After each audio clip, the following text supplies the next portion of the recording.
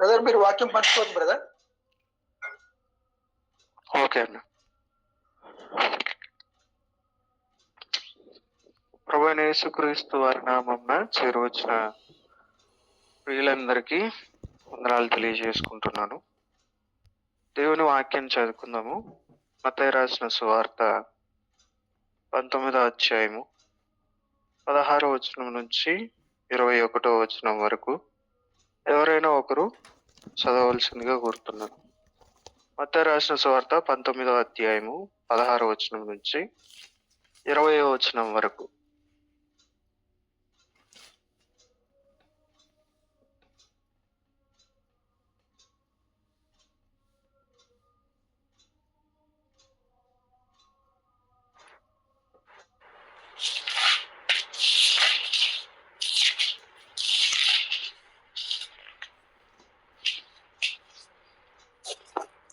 నిన్ను వల్లే నీ పొరుగు వారిని ప్రేమింపవలననివి ఆయన చెప్పాను. అందుకు ఆయన అవ్వండి ఇవన్నీ అనుసరించే ఉన్నాను, ఇంకా నాకు కొద్దు ఏమని ఆయన అడిగాను. అందుకు యేసు, నువ్వు పరిపూర్ణ ఓటకు కోరిన ఎడల పోయి నీ ఆస్తి నమ్మి పేదలకిమ్ము, అప్పుడు పరలోకమందు నీకు ధర్మం కలుగును, నీవు వచ్చి నన్ను వెంబడించమని అతనితో చెప్పాను. అయితే ఎవరు మిగిలిన ఆస్తి గలవాడు గనుక ఆ మాట విని వ్యసనపరిచి వెళ్ళిపోయాను. 16వ వచనం నుంచి 21వ వచనం వరకు అక్క. అంటే మీరు సగం నుంచి చదివారు, నేను చదువుతాను ఒకసారి అందరూ. ఇదిగో ఆయన యొద్దకు వచ్చి, బోధకుడా, నిత్యజీవం పొందుటకు నేను ఏ మంచి కార్యము చేయవలనని ఆయన అడిగాను. అందుకు ఆయన, మంచి కార్యము గురించి నన్ను ఎందుకు అడుగుచున్నావు? మంచివాడొక్కడే, నీవు జీవములో ప్రవేశింపగోరినెల్లా ఆజ్ఞన గైకొనమని చెప్పాను. అతడు ఏ ఆజ్ఞలని ఆయన అడగగా, యేసు నరహత్య చేయవద్దు, వ్యభిచరించవద్దు, దొంగిలించవద్దు, అబద్ధ సాక్ష్యం పలకవద్దు, తల్లిదండ్రులను సన్మానింపము, నిన్ను వల్లే నీ పొరుగు వారిని ప్రేమింపవలెను అన్నవి అని చెప్పాను. అందుకు యవనుడు, ఇవన్నీ అనుసరించే ఉన్నాను, ఇకను నాకు కొదువు ఏమని ఆయన అడిగాను. అందుకు యేసు, నీవు పరిపూర్ణ అగుటకు కోరిన ఎడల పోయి నీ ఆస్తి అమ్మి పేదలకిమ్ము, అప్పుడు పరలోకము నీకు ధర్మం కలుగును, నీవు వచ్చి నన్ను వెంబడించు అతనితో చెప్పాను. అయితే అవను మిగిలి ఆస్తి గలవాడు కనుక ఆ మాట విని వ్యసనపరిచి వెళ్ళిపోయాను. ప్రార్థన చేసుకుందాం. ప్రేమల తండ్రి, మీ పాదములకు వందనములు నాయన. మీ కృపను బట్టి ఈ ఉదయకాల సమయాన నా తండ్రి, మీ బిడ్డలతో నాకు అనుగ్రహించిన మీ సావాసాన్ని బట్టి మిమ్మల్ని స్తుతిస్తున్నాను. మరి నా తండ్రి, యేసు ప్రభువును గూర్చిన సంగతుల కొరకై మీ వైపు చూస్తున్నాం, మీ మాటల కొరకై నా తండ్రి మీ వైపు చూస్తూ ఉన్నాం. మాకు సంపూర్ణంగా యేసుక్రీస్తు ప్రభు వారిని కనపరచమని, మాతో మాట్లాడమని, వాక్ చాతుర్యం కాదు కానీ వాక్ శక్తిని అనుగ్రహించి మీరే మహిమ పొందమని యేసుక్రీస్తు ప్రభు వారి నామం అడుగుతున్నాను పరలోకమందున నా తండ్రి, ఆమేన్. ఇప్పుడు చదువుకున్న లేఖన భాగం మనందరికీ తెలిసిందే.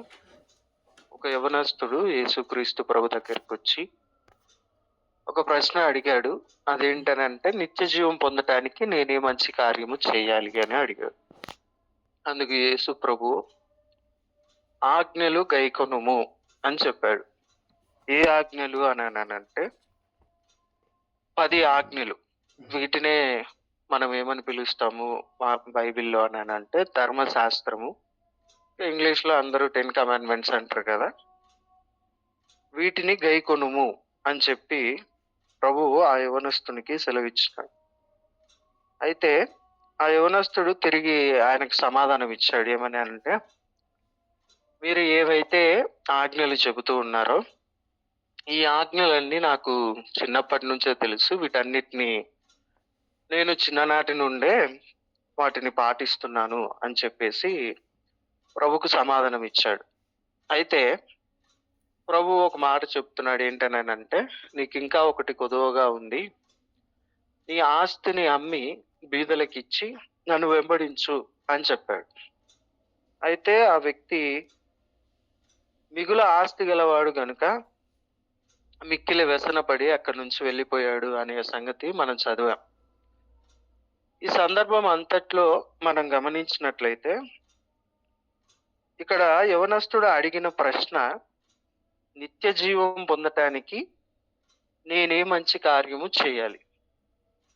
నేను మిమ్మల్ని ఒక ప్రశ్న అడుగుతాను. దయచేసి మీరు సమాధానం చేయాలని ఆశపడుతున్నాను. యవనస్తుడు ఒక మాట అడుగుతున్నాడు కదా ప్రభుని, నిత్య జీవం పొందటానికి నేనే మంచి కార్యం చేయాలి? మీలో ఎవరికైనా ఈ సమాధానం అంటే చాలా మందికి తెలుసు. అయితే ఆ సమాధానము ఏంటి అని ఒకసారి అడుగుతున్నాను. మీలో ఎవరైనా ఉంటే గనుక చెప్పొచ్చు. నిత్య జీవం పొందటానికి నేనే మంచి కార్యం చేయాలని ఆ యవనస్తుడు అడిగినప్పుడు ఆజ్ఞలు గైకొనుము అని ప్రభు చెప్పిన సమాధానం సరైనదేనా కాదా చెప్తారా ఎవరైనా?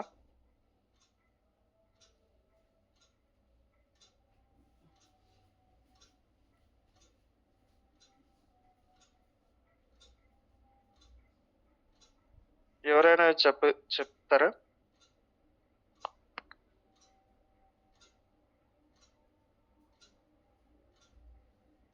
పాత నిబంధనలో ఆజ్ఞలే కదా.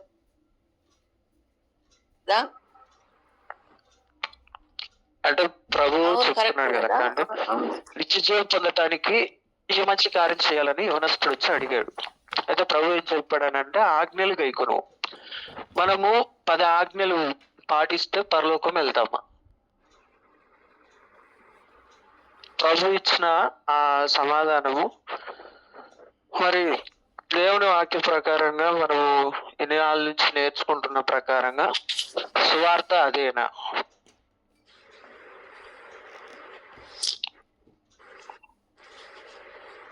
సువార్త అంటే రక్షణ కదా. అవునక్క. అక్క మీరే చెప్తున్నారు, మిగతా వాళ్ళందరూ మరి ఎవరు చెప్పట్లేదు. అంటే మీరు చెప్పొచ్చు, నేను మీ ప్రియ సహోదరుని కాబట్టి ఇది ఇందులో తప్పు ఒప్పుల గురించి కాదు, కానీ మనము ఏం నేర్చుకుంటున్నాము అనే విషయాన్ని తెలుసుకోవటానికి మాత్రమే నేను ఇలా అడుగుతున్నాను. ఎవరైనా చెప్పొచ్చు.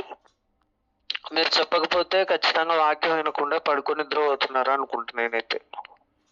బ్రదర్, ఆయనకు చిన్నప్పటి నుంచి నేను ఇవన్నీ పాటిస్తున్నాను అన్నప్పుడు దాని గురించిన నాలెడ్జ్ ఉంటుందేమో అనే ఉద్దేశంతో దేవుడు ఇంకా కొన్ని ఆయనకి ఇచ్చాడని నేను అనుకుంటున్నాను. అంటే వీటిని కూర్చిన అవగాహన ఆ యవనస్తునికి ఉండే ఉంటుంది అని అంటున్నారు. మిగతా వాటి గురించినటువంటి అంటే బాప్తిసం కానీ లేదా రక్ష అనుభవం అవి ఆల్రెడీ ఉంటది కాబట్టి ఉద్దేశంతోనే ఆయనకి ఏది కొద్ది ఉందో అది మాత్రమే దేవుడు ఎక్స్పోజ్ చేస్తున్నట్టుగా నేను అనుకుంటున్నాను బ్రదర్.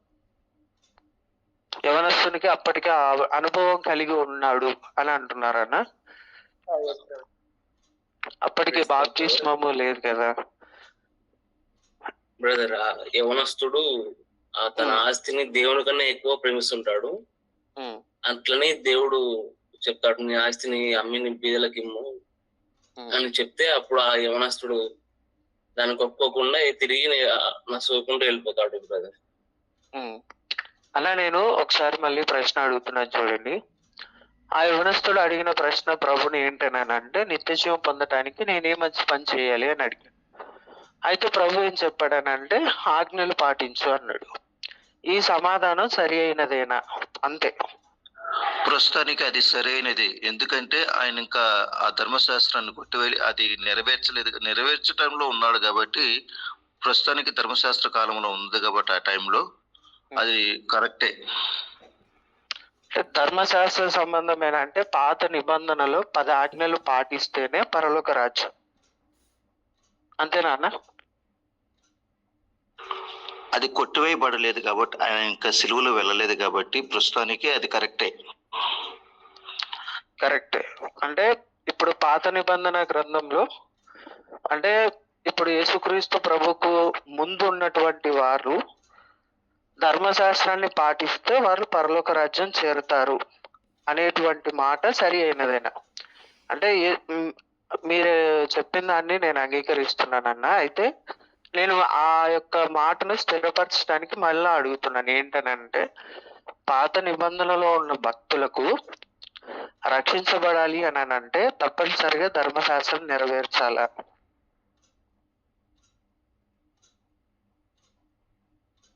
అంతే.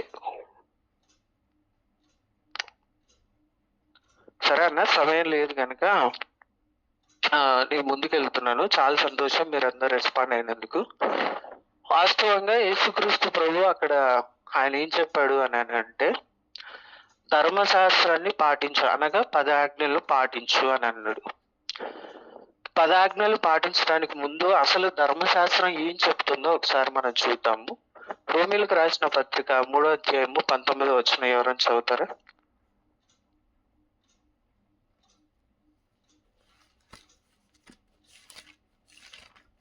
రోమీలకు రాసిన పత్రిక 3వ అధ్యాయము 19వ వచనం.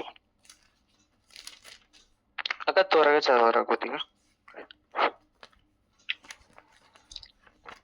ప్రతి నోరు 20వ వచనం చదవండి అక్క. 19వ వచనం లేదు, 20వ వచనం. ధర్మశాస్త్ర సంబంధమైన క్రియ మూలముగా ఏ మనుష్యుడును ఆయన దృష్టికి నీతిమంతుడని తీర్చబడడు. ధర్మశాస్త్రం వల్ల పాపమనగా ఎట్టిదో తెలియబడుచున్నది. మీరు ఈ అధ్యాయాన్ని వీలైతే కనుక మీటింగ్ అయిన తర్వాత పూర్తిగా చదవండి. వాస్తవంగా ఇక్కడ పౌలు రోమాలో ఉన్న సంఘానికి ఈ విధంగా రాస్తున్నాడు. ఏంటనంటే, ధర్మశాస్త్ర సంబంధమైన క్రియల మూలంగా దేవుని దృష్టికి ఏ మనుష్యుడు నీతిమంతునిగా తీర్చబడడు.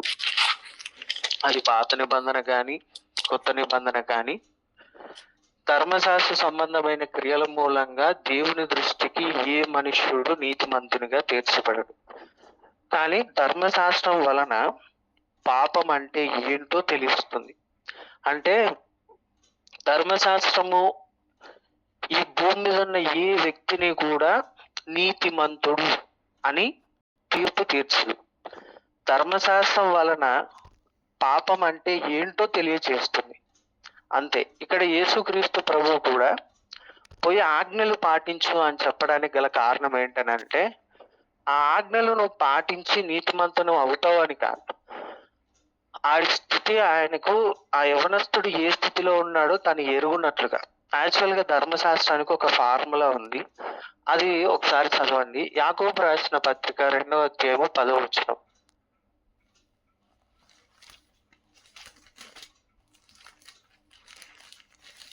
అక్కడ చదవరా? యాకోబు రాసిన పత్రిక 2వ అధ్యాయం 10వ వచనం. ఎవడైనా ధర్మశాస్త్రం అంతయు గైకొని ఒక ఆజ్ఞ విషయంలో తప్పిపోయిన యెడల ఆజ్ఞలన్నింటి విషయంలో అపరాధి అగును. యాక్చువల్ గా ధర్మశాస్త్రానికి ఉన్న ఫార్ములా ఇక్కడ చూడండి ఏమని చెప్తున్నాడు అని అంటే, ఎవడైనాను ఆజ్ఞలన్నీ గైకొని ఒక ఆజ్ఞ విషయంలో తప్పిపోతే వాడు ఆజ్ఞలన్నిటి విషయంలో అపరాధి అవుతాడు. అంటే అన్ని విషయంలో తప్పిపోయినట్టే. ఇప్పుడు ప్రభువా 10 ఆజ్ఞలు ఉన్నాయి కదా, 9 ఆజ్ఞలు నేను పాటిస్తున్నాను, ఈ ఒక్కటి నేను పాటించట్లేదు అని అంటే నీకు 10/9 వేయడు, 10/0 వేస్తాడు. ఎందుకనంటే దాని నియమం అదే. అయితే మనము మత్తయి సువార్తలో చదువుకున్నట్టు ఆ యవనస్తుడితో కూడా ప్రభు ఇలా అంటున్నాడు. ఏమనంటే, నీకు ఒకటి కొదువుగా ఉంది అని చెప్పాడు. చెప్పినప్పుడు దానికంటే ముందు ఆ యవనస్తుడు ఏమన్నాడంటే, చిన్ననాటి నుంచే నాకు ఇవన్నీ తెలుసు. వాస్తవంగా ఈ విషయాలు ఏవైతే మీరు నాకు ఆజ్ఞలు పాటించని చెప్తున్నారో ఇవన్నీ నాకు చిన్నప్పటి నుంచే తెలుసు, వీటన్నిటిని నేను పొల్లు కూడా పోకుండా పాటిస్తున్నా అన్న విధానంలో చెప్పాడు. అయితే ప్రభు అన్నాడు, నీకోటి కొదువుగా ఉంది, నువ్వు ఆస్తి కలిగిన వాడివి కదా, నీ ఆస్తిని అమ్మేసి బీదలకి ఇవ్వు. యాక్చువల్గా ఇతడు మొదటి ఆజ్ఞలోనే తప్పిపోయినవాడు. ఒక అన్న సమాధానం చెప్పాడు. ఏమని అంటే, అన్న అతడు ఇట్లా ఎక్కువ ఆస్తి కలిగిన వాడు కాబట్టి తను ఆల్రెడీ ఆజ్ఞని మీరి ఉన్నాడు. నిజమే, అక్కడ ఆ వ్యక్తి మొదటి ఆజ్ఞనే అనగా నేను తప్ప వేరొక దేవుడు ఉండకూడదు అనే ఆజ్ఞలోనే మొట్టమొదటిగా ప్రారంభంలోనే తప్పిపోయిన వాడిగా ఉంటున్నాడు. కాబట్టి యాకోబు 2:10 ప్రకారంగా అతడు ఆజ్ఞలన్నీ గైకొని ఒక్క విషయంలో తప్పిపోయిన ఆజ్ఞలన్నిటి విషయంలో ఏమవుతాడు? అపరాధి అవుతాడు. కాబట్టి ధర్మశాస్త్రం యొక్క నియమం ఏంటి? ధర్మశాస్త్రం ఏం చేస్తుంది అని అంటే, పాపం అంటే ఏంటో తెలియజేస్తుంది అంతే. మన స్థితిని మనకు తెలియజేసేదే ధర్మశాస్త్రం. ఒక వ్యక్తిని ధర్మశాస్త్రం ఎదుట నిలబెడితే ధర్మశాస్త్రము ఆ వ్యక్తిని పాపిగా మాత్రమే చూపిస్తుంది. ఎందుకు అనంటే, ఈ లోకంలో జన్మించిన ప్రతి మానవుడు ఎవ్వరూ కూడా ధర్మశాస్త్రాన్ని సంపూర్ణంగా నెరవేర్చలేడు. ఇంత స్ట్రైట్ స్టేట్మెంట్ ఎందుకు ఇస్తున్నాను అని అంటే, ధర్మశాస్త్రాన్ని పాటించాలి అని అంటే అది ఒక్కరి వల్లే అవుతుంది.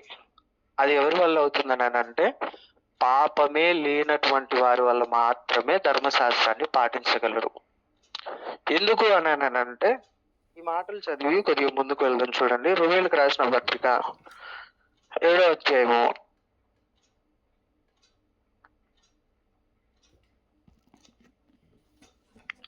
7వ వచనం నుంచి చదువుదాం. చూడండి,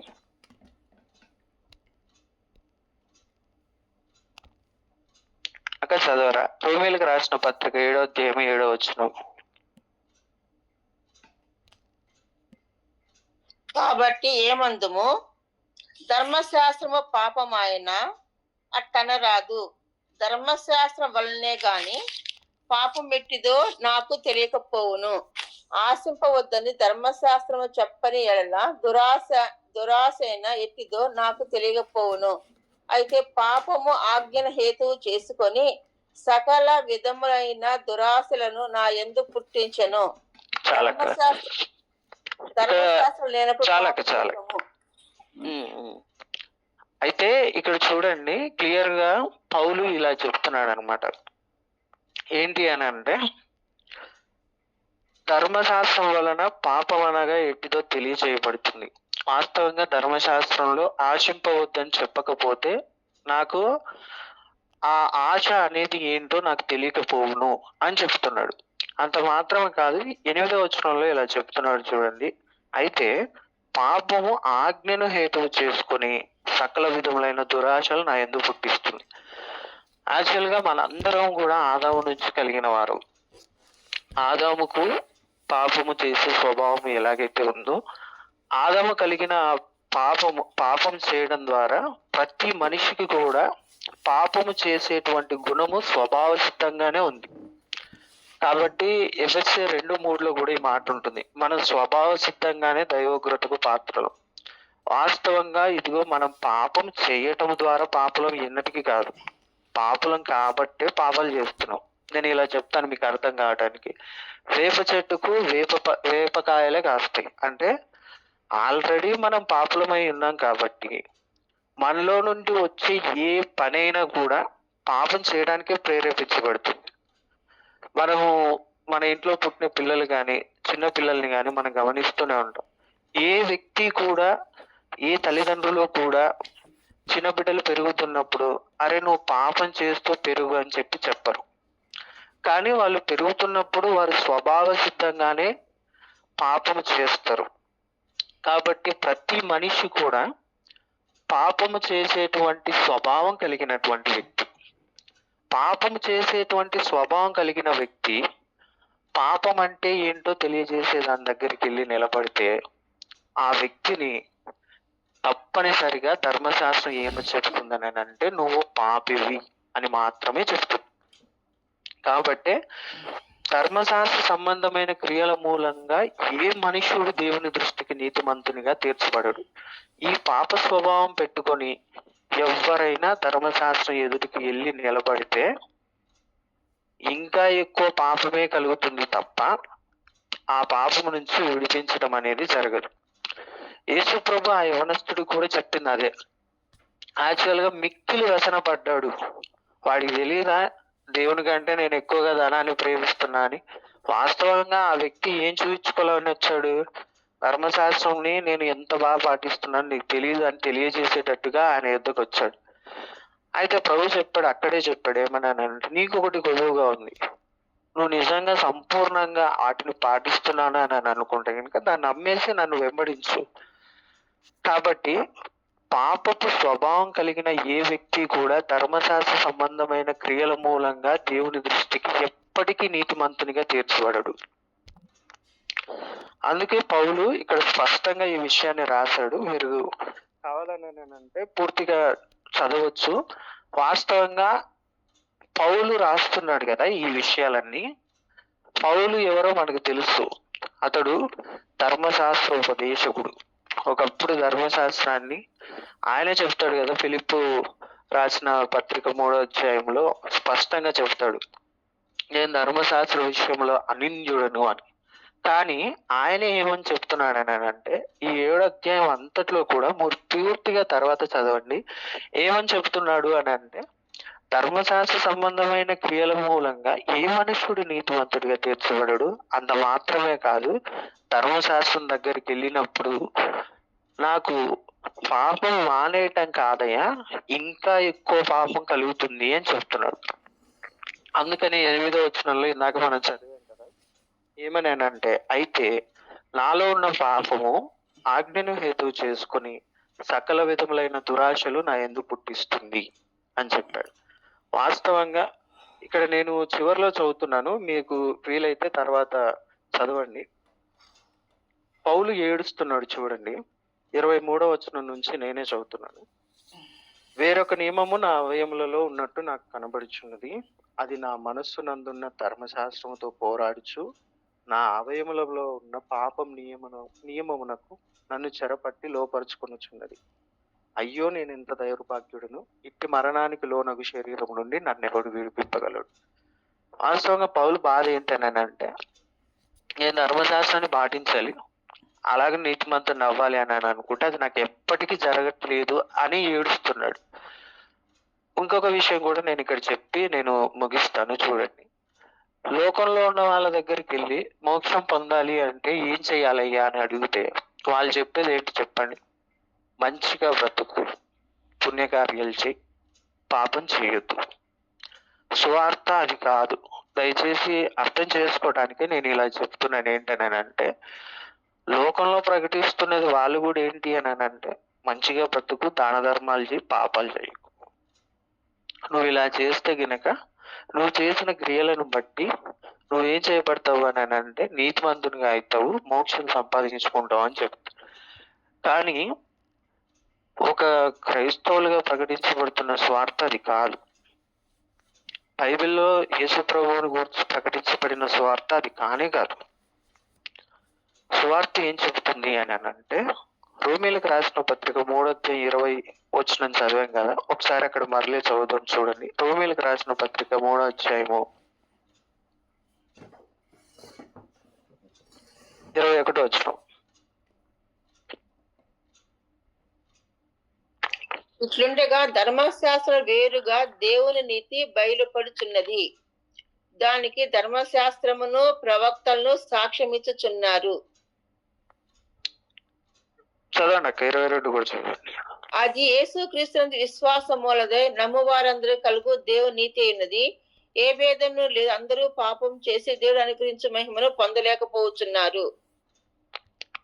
24 కూడా చదవండి అక్క. కాబట్టి నమ్మువారు ఆయన కృపచేతనే క్రీస్తు యేసునందలి విమోచనము ద్వారా ఉచితముగా నీతిమంతులని తీర్చబడుచున్నారు. చాలా థ్యాంక్స్ అండి. చూడండి, నేను ముగిస్తున్నాను. 21 వచనంలో స్పష్టంగా చెప్తున్నాడు, ధర్మశాస్త్రానికి వేరుగా దేవుని నీతి. అంటే ధర్మశాస్త్ర సంబంధమైన క్రియల మూలముగా ఏ మనుషుడు ఆయన దృష్టికి నీతివంతునిగా తీర్చబడలేడు. ధర్మశాస్త్రం వలన పాపం అంటే ఏంటో తెలుస్తుంది, నీ స్థితి ఏంటో నీకు తెలుస్తుంది. అయితే మరి నీతివంతులు అవ్వాలి అని అంటే కావాల్సింది ఏంటి అని అంటే, ధర్మశాస్త్రమునకు వేరుగా దేవుని నీతి. ఇది ఎవరి దగ్గర ఉందని అంటే, మన ప్రభువైన యేసుక్రీస్తు వారి దగ్గర. ఎందుకు అని అంటే, యేసుక్రీస్తు ప్రభు వారు మన నిమిత్తం శిలువలో మరణించాడు. అనగా మన పాపముల నిమిత్తమై మనం కలిగి ఉన్నాం. చూడండి, స్వభావ సిద్ధంగా దైవోగ్రతకు పాత్రులము అని ఈ పాప విషయమై కూడా ఆయన శిలువలో మరణించాడు. అయితే నీతిమంతుడు అనే మాటకు నేను ఒక అర్థం చెప్తాను. చూడండి, నీతిమంతుడు అంటే ఏంటనంటే, యేసుక్రీస్తు ప్రభువు క్షమించండి, తండ్రి అయిన దేవుడు యేసుక్రీస్తు ప్రభుని చూసి ఒక మాట చెప్పాడు, ఈయన నా ప్రియ కుమారుడు, ఈయన యందు నేను ఆనందిస్తున్నాను. ఇలా ఏ వ్యక్తి గురించి అయినా చెప్పగలిగినప్పుడు ఆ వ్యక్తి నీతిమంతుడు. ఈ భూమి మీద దేవుడు ఎవరిని చూసి ఆ మాట చెప్పాడు. కానీ యేసుక్రీస్తు ప్రభునందు విశ్వాసం ఉంచిన వారిని దేవుడు ఏం చేస్తున్నాడు అని అంటే నీతిమంతులుగా తీరుస్తున్నాడు.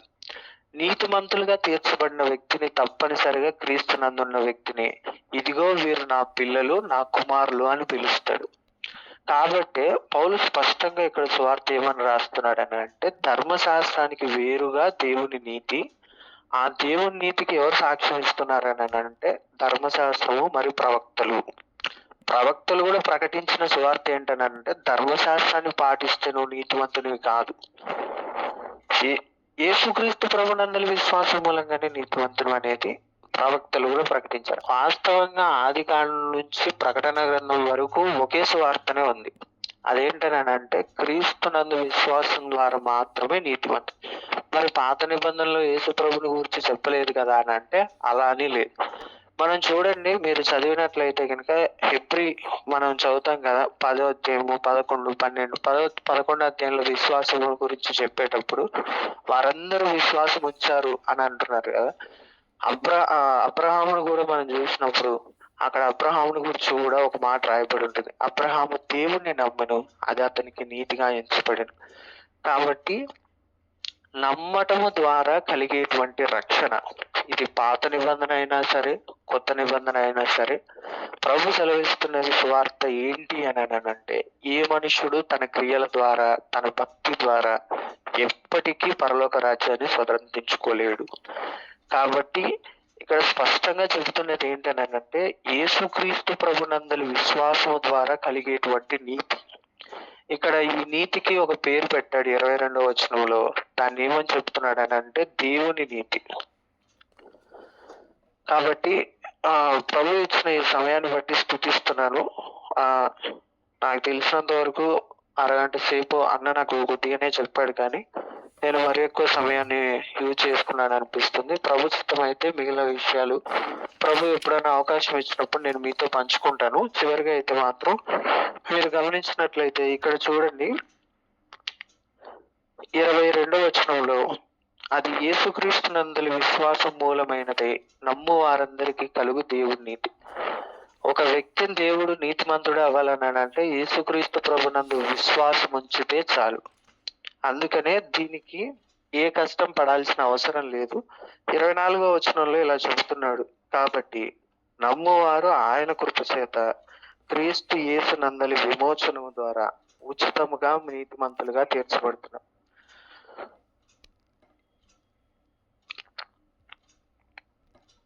చాలా సంతోషమైన ఇచ్చిన అవకాశాన్ని బట్టి నేను ప్రభుని స్తుతిస్తున్నాను. థ్యాంక్ యూ బ్రదర్, చక్కటి వాక్యాన్ని